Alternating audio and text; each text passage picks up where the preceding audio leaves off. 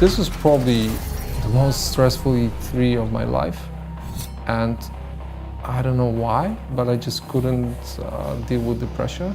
I was actually a shadow of myself at this E3. Cyberpunk 2077, CD Projekt Red's first deviation from the Witcher universe, is an action-oriented, narrative-driven open-world RPG. Which is a mouthful. The game was announced in 2012 and officially revealed in a teaser trailer in 2013. But after that, there was nothing. After the teaser, we kind of went dormant. There was silence for 4 or 5 years, which for me and for my community team was very hard because, you know, people were very excited about the game. When we first announced the Cyberpunk, we had a certain vision of where we want to take it.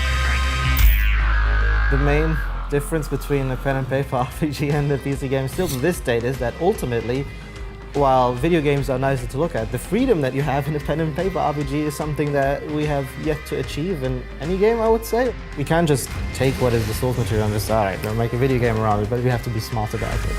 Being smart takes time and experimentation. Over the last 5 years, the Cyberpunk development team has been crafting an experience that they hope exceeds the expectations of fans of both the original franchise and of CD Projekt's previous output.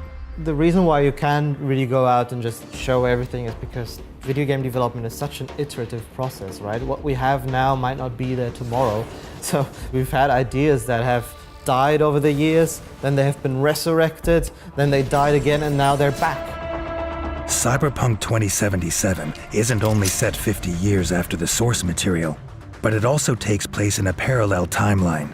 This gave the team the freedom to create a game that respected and referenced the source material, but also suited the shift to the video game medium.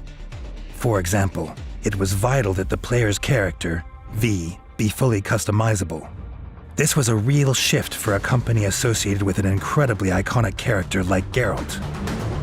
For us, it's important to give players this freedom, to allow them to play themselves in our world and really immerse themselves. That is also part of why we have the first-person perspective, right? Because you don't play as someone else, but you play as I. Got a window on the left, go! The move to first person is essential to convey the scale and verticality of Night City, the game's sprawling, neon-soaked hub. But this change in perspective, combined with a completely new style of navigation, including the ability to drive, brings with it a new set of design challenges. It's easy to make an open world that when you're on foot feels huge. But if you're in a car, it's 10 minutes. One feels like a huge world, the other like a not so huge world. And how do you balance that? How do you create the feeling of vastness? But those are the cool things when you challenge yourself to sort of push forward into new uncharted territory, right? And you try to find new solutions to these problems. At E3 2018, CD Projekt Red finally revealed the first gameplay of Cyberpunk 2077 to a select audience of media and invited guests. We were so nervous and anxious to learn what people will say about the game because the hype was unreal. Soon word spread that it was the must-see game of the show. The team left E3 with over 100 media awards.